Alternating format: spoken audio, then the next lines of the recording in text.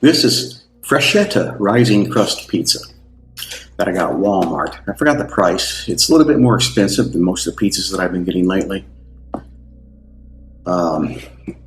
Maybe between $6 and $7. I can't remember what I paid for it, but here it is.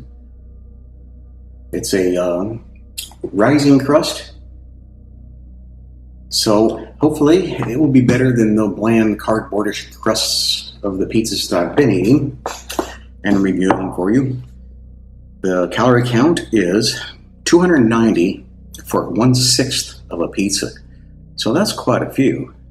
So 300 times 6 is 1,800 calories. So it's a little bit less than 1,800. Less than 90 times 6 is or 10 to 60. So that's 1,740 calories for a whole pizza. Now per serving, we have 9 grams of fat, 4.5 grams of saturated fat, 690 milligrams of sodium, 41 grams of carbs, 2 grams of dietary fiber, and 9 grams of total sugar to include 1 gram of added sugars.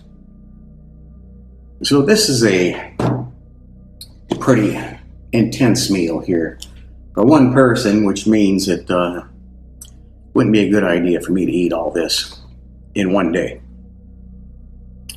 1,740 calories of pretty much crap. Of course, the ingredients list, as you can imagine, goes on for a paragraph and a half, it looks like. Contains wheat, milk, and soy. Contains bioengineered food ingredients. Manufactured by Global Supply Chain in Minnesota, Marshall, Minnesota. So here it is. Let's get a look at it before I put it in the oven.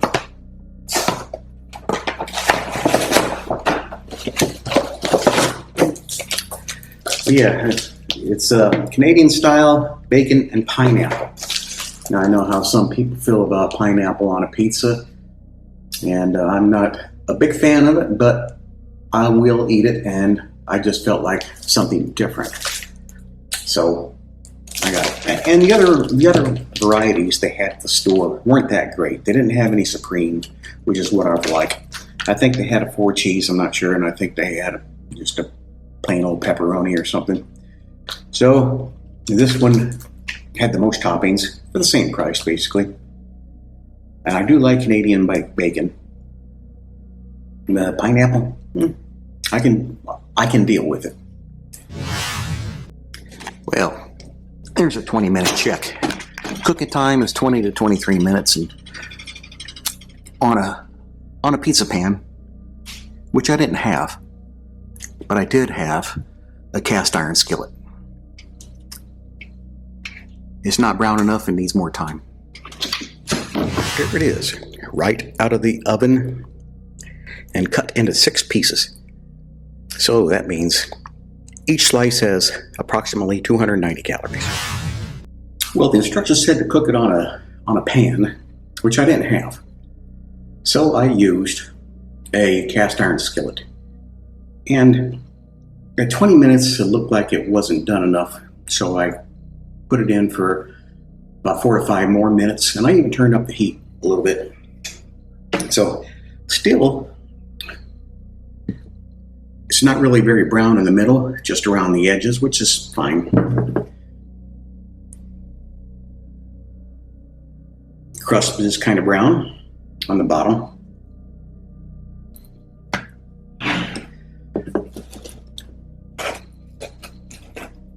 And it's hot.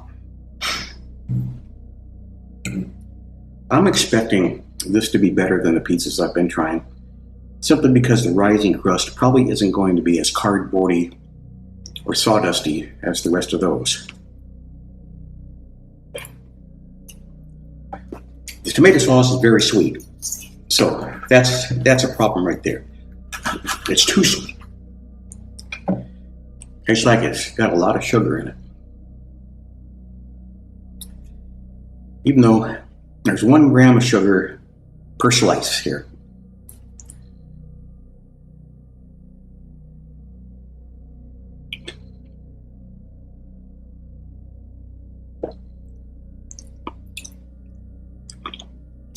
It's not bad. The crust isn't great, but it's better than the other ones. A little bit more chewy, more bready. I added onions on this for extra flavor. There's a slight bit of crunch to this crust.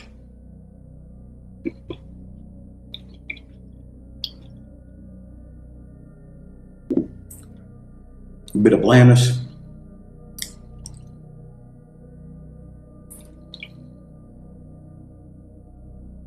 It's okay. It's not great. I give it a 6.5 out of 10.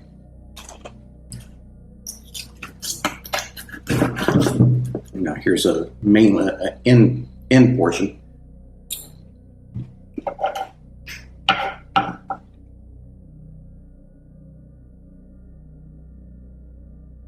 Well, the crust has a nice or decent feel.